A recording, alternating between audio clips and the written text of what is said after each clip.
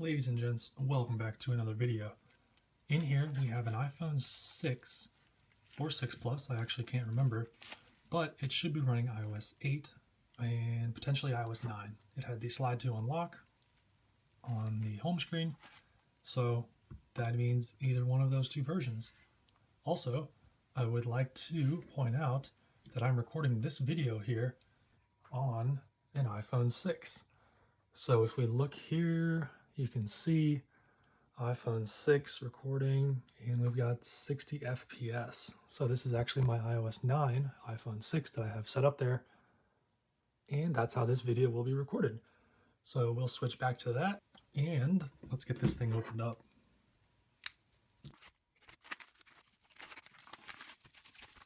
All right, so this is definitely a 6 Plus based on the size, and you can tell that it has 8 speaker holes at the bottom instead of 6 on the regular sized iPhone, and it looks to be in really good condition. Let's see if it is on. It is not. Let's see if it has any power, and it does. So we'll let this thing boot up, and once it does, we'll go through the setup and see which version of iOS this has. All right, here is the iPhone, and you can see we have the slide to set up. So I'm going to go ahead and breeze through the setup menu here, and once we're on the home screen, we'll pick back up.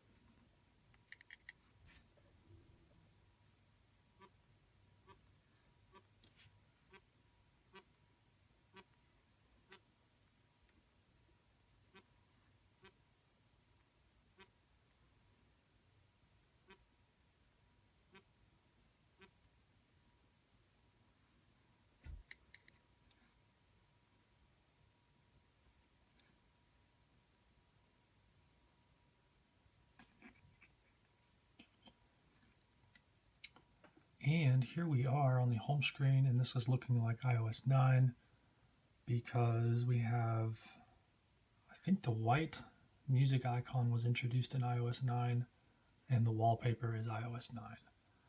So let's go into settings, general, and about, and we can see 9.1, but it is a 64 gig model, which is nice, and it's a Sprint iPhone. I don't think we have battery health yet in iOS 9. But we have low power mode, and we get battery percentage. So, unfortunately, it's not iOS 8, but iOS 9 still runs pretty smoothly on this iPhone. It was the first major iOS update that this thing would get, and we got landscape mode for the home screen, which is pretty cool. Also in the settings app, you got landscape. And a number of different apps. I know Mail got it, Messages had it, and I'm not sure what else, but it gave it kind of an iPad feel. And check this out. These are buttons on the edges of the keyboard that were unique to iOS 8 and 9 on these 6 Plus and their 6S counterparts.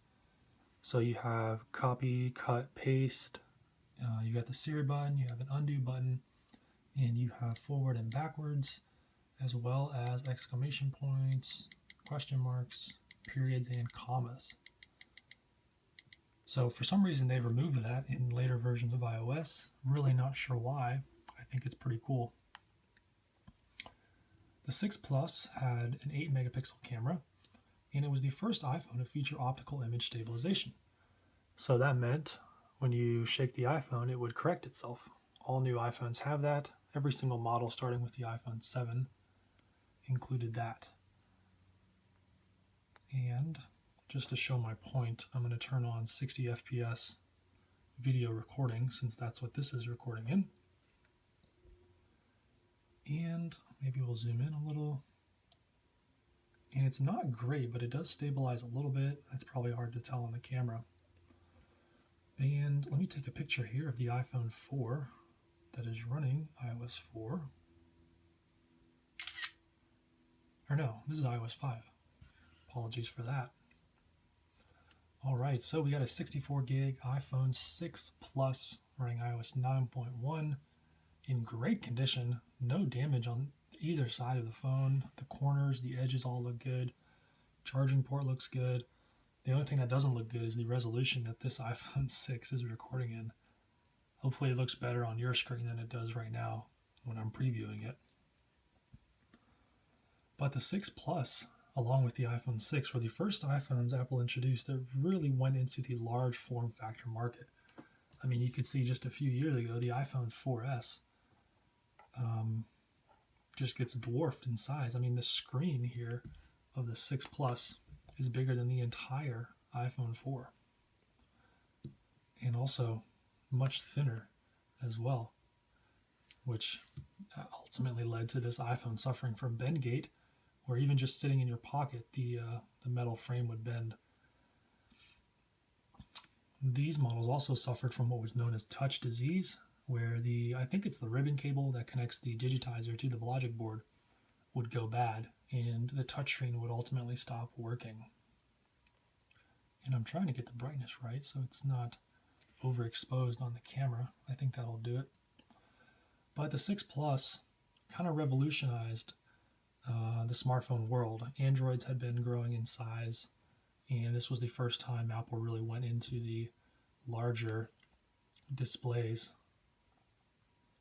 for their iPhones. And you can see just how much real estate, how much extra info you got here in like the weather app, for example.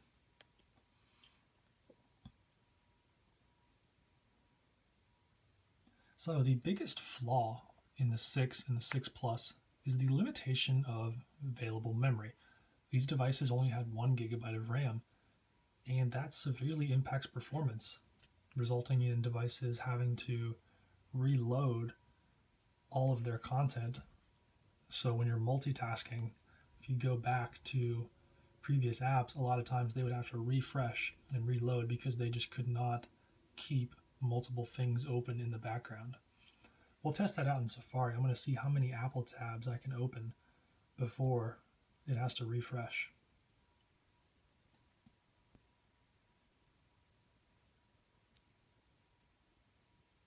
All right, so that's 10 tabs open, and I'm actually not surprised because Apple's really good at their memory optimization.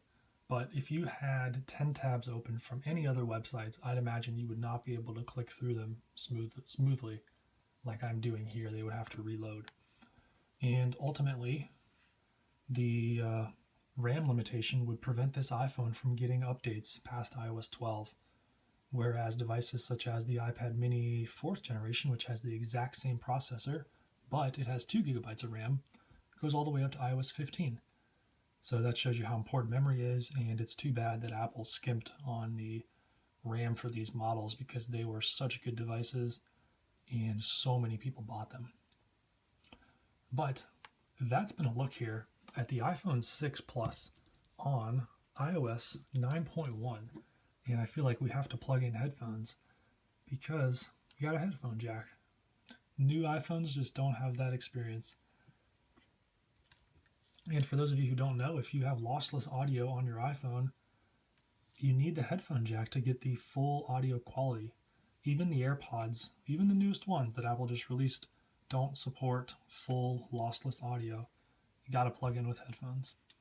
All right, that's been it for this one. Hope you enjoyed this look at an iPhone 6 Plus running iOS 9.1 in 2023. These are getting harder and harder to find. All right, thanks for watching, and I hope to see you in another video.